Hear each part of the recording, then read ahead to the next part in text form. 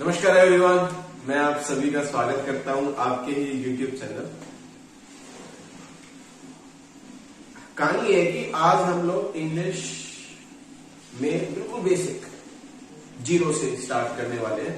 Sentence कैसे बनता है उसके बारे में थोड़ा सा जानकारी प्राप्त करने जा रहे हैं। देखो, जो हमारा सेंटेंस होता है ना, वो किस चीज से बनता है?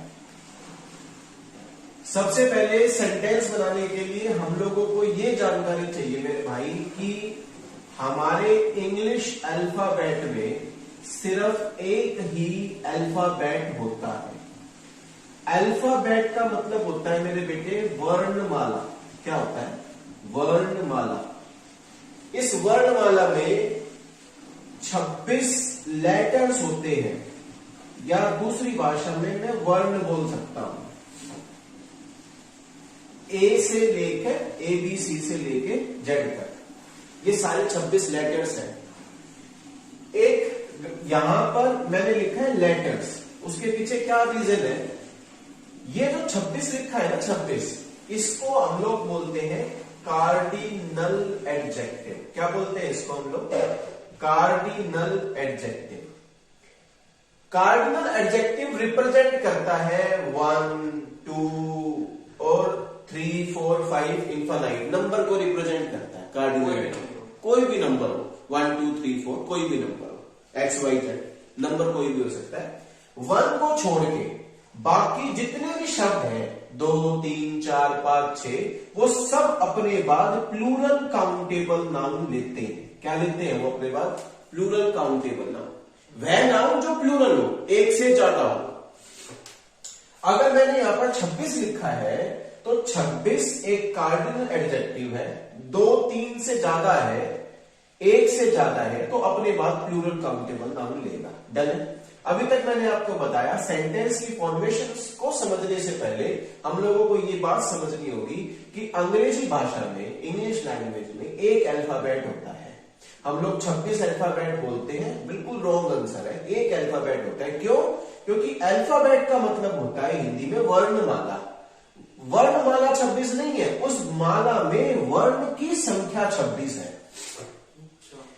उस माला में वर्णों की संख्या कितनी है? 26। जैसे ABCDEF, हम लोग अब तक क्या बोलते थे कि 26 अल्फाबेट होते हैं। बिल्कुल रॉन्ग आंसर है, 26 लेटर्स होते हैं। डन है इतनी बात?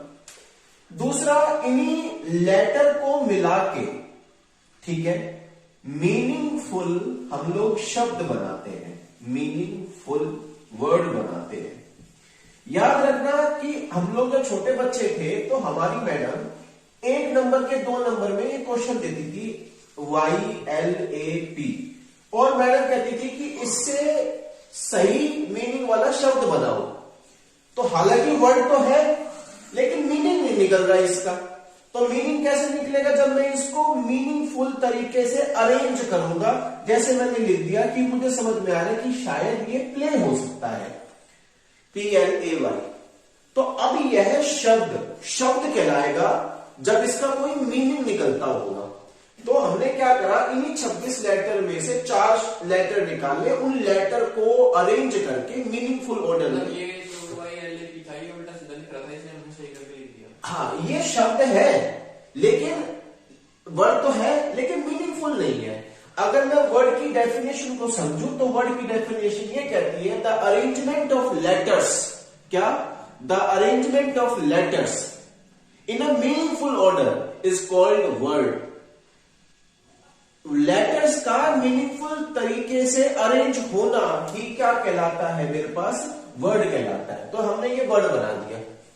अगर मैं वर्ड के कॉम्बिनेशन को देखूं, मतलब बहुत सारे वर्ड को जोड़ दूं, तो उसको बोलते हैं ग्रुप ऑफ वर्ड्स। तो मैंने बनाया अ ग्रुप ऑफ वर्ड्स। तो हमारा जो सेंटेंस होता है वो बेसिकली ग्रुप ऑफ वर्ड की डेफिनेशन में आता है। लेकिन ग्रुप ऑफ वर्ड की डेफिनेशन 3 और होती है। जैसे सबसे पहला होता है हमारा फ्रेज, ध्यान से समझना। दूसरा हमारा होता है क्लोज, और तीसरा हमारा होता है सेंटेंस।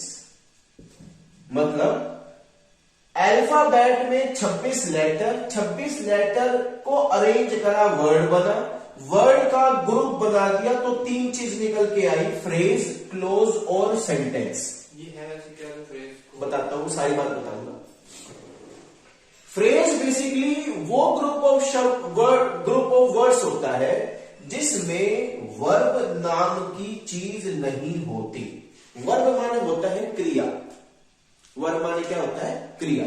जैसे अगर मैं डेफिनेशन लिखूं फ्रेज की तो मैं बोलूंगा ग्रुप ऑफ वर्ड जिसके अंदर क्या ना हो, वर्ब ना हो। तो मैंने लिखा जैसे वन ऑफ द बॉयज, इसमें वन क्या कोई क्रिया को दर्शा रहा है? नहीं, क्रिया मतलब एक्शन, जैसे प्ले, गो। बॉयज, बॉयज भी नहीं है, बॉयज भी नाउन है बेटे, किसी का नाम है ना लड़का तो शुरू नहीं, आर्टिकल है ये, तो this is article, this is preposition. क्रिया क्या होती है? मैं खेलता हूं, में क्रिया क्या है बता? मैं खेलता, मतलब खेलता, खेलता क्रिया है। तो वन ऑफ द बॉय में तो कोई ऐसी क्रिया दिखाई नहीं दे रही, नहीं दिखाई दे रही ना। तो इनमें अगर कोई ग्रुप ऑफ शब्द जिसके अंदर क्रिया ना हो उसको हम लोग क्या बोलते हैं? फ्रेज। जैसे मैंने बोला कि बहुत सारे लड़के, फ्रेज के लिए मतलब क्या कहते हैं फ्रेज को? फ्रेज की हिंदी तो ध्यान दिए, मैनी बॉयज, क्या इसमें कोई क्रिया है? क्रिया ढूंढो, क्रिया। आप जिम करते हो, करना क्रिया है। आप खाना खा रहे हो, खाना क्रिया है। आप खेल रहे हो, खेलना क्रिया है। आप तैर रहे हो, तैरना क्रिया है। आप पढ़ रहे हो, पढ़ना क्रिया है। मैनी में तो कुछ नहीं है क्रिया, तो ये भी क्या हुआ? फ्रेज हुआ। ठीक है, फिर आता है ग्रुप ऑफ वर्ड्स जिसको हम लोग बोलते हैं क्लोज। क्लोज में क्रिया होती है लेकिन उस क्लोज का मीनिंग कंप्लीट नहीं होता, मीनिंग कंप्लीट नहीं होता, उसको हम लोग क्लोज बोलते हैं। जिन ग्रुप ऑफ वर्ड्स में क्रिया हो लेकिन मीनिंग कंप्लीट ना हो, जैसे मैं आपसे एक बात पूछूं, मैंने बोला कि आई हैव अ पेन, इसकी हिंदी क्या हुई? मेरे पास एक पेन है ना। तो इसमें आपको हैव पास होना, मतलब मेरे पास कोई चीज है, तो ये हैव क्या हुई? वर्ब हुई बेटे। हैव क्या हुई? वर्ब। आई कौन है? मैं। फिर में क्लोज किसे कहते हैं? अभी बताऊंगा सारी बात। आई हैव अ पेन, ठीक है, इसका मीनिंग कंप्लीट है, मेरे पास पेन है ना। अगर मैं इस शब्द के पहले इफ लगा दूं, if I have a pen, तो इसका मतलब सोचना, इफ का मतलब होता है अगर। मैंने बोला अगर मेरे पास पेन है, तो डाउट मतलब मीनिंग कंप्लीट नहीं हुआ ना, कुछ सोच रहे हैं ना कि आगे कुछ होना चाहिए।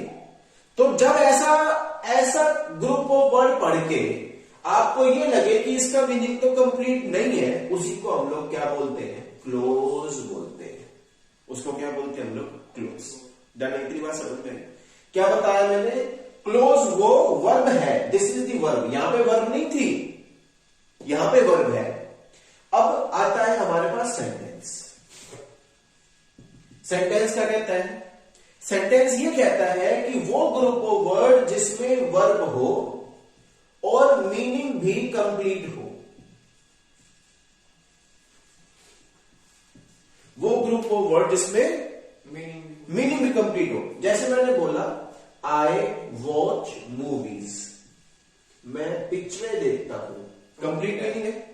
वो ग्रुप ऑफ वर्ड जिसमें वर्ब हो, देखना यहां पे वर्ब है, वो ग्रुप ऑफ वर्ड जिसमें वर्ब भी हो और मीनिंग भी कंप्लीट हो, उसको क्या बोला जाता है? सेंटेंस। तो हम ये सेंटेंस का बैकग्राउंड था कि हम लोग अगर सेंटेंस पढ़ने जा रहे हैं तो सेंटेंस आया कहां से, वो तो कहां से आया, एक बार क्विक रिवाइज कर रहे हैं। इंग्लिश अल्फाबेट में एक अल्फाबेट होता है, उसमें 26 लेटर्स होते हैं, ए से लेके जेड तक। उन्हीं लेटर्स को अरेंज करके मीनिंगफुली हम लोग क्या बनाते हैं? एक वर्ड बनाते हैं, हाँ कुछ भी। उन्हीं वर्ड को कंबाइन करके हम लोग एक ग्रुप ऑफ वर्ड बनाते हैं। ग्रुप ऑफ वर्ड 3 तरीके के, फ्रेज, क्लोज और सेंटेंस। डन है। यही फ्रेज, क्लोज, सेंटेंस को अगर डिफाइन करें तो वो ग्रुप ऑफ वर्ड जिसके अंदर क्या ना हो, वर्ब ना हो, तो उसको हम लोग क्या बोलते हैं? फ्रेज। वर्ब माने क्रिया, कोई काम, कोई काम। जैसे मैंने एक क्वेश्चन पूछूं, बताना कि ये फ्रेज है, सेंटेंस है या क्लोज है। मैंने बोला आई एम अ बॉय, मैं एक लड़का हूं, क्या ये फ्रेज है? मैं कहा फ्रेज है। फ्रेज कैसे हुआ? इसमें वो कोई काम, am I am, am verb है, एम मतलब वो, एम मैंने हूं, मैं हूं।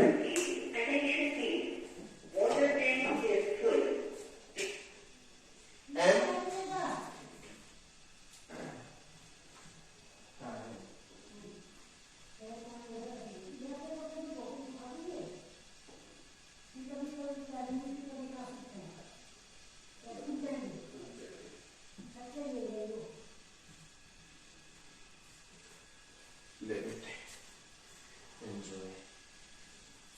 हाँ, तो कहां थे हम लोग? एम यहां पर क्या है? वर्ब को दर्शाती है बेटे एम। सर इसमें तो आई एम ए बॉय, हाँ, तो आपने ये कहा कोई काम कर रहा हो, कुछ कर रहा हो, तो क्रिया 2 तरीके की होती है। एक वो क्रिया जो हमारी पहचान बताए हम क्या है या हम कहाँ हैं वो, और एक क्रिया जिसमें एक्शन हो। तो ये हमारी पहचान को दर्शा रही है ना। तो वह शब्द, क्रिया 2 तरीके की होती है, याद रखना। या वो जो पहचान बताए या वो जो, फिर तो ये फ्रेज नहीं हुआ। फ्रेज नहीं हुआ, यही तो पूछ रहा हूं मैंने क्या कहा? फ्रेज हो, इसमें वर्ब है, इसमें वर्ब है, तो फ्रेज की कैटेगरी से बाहर हो गया।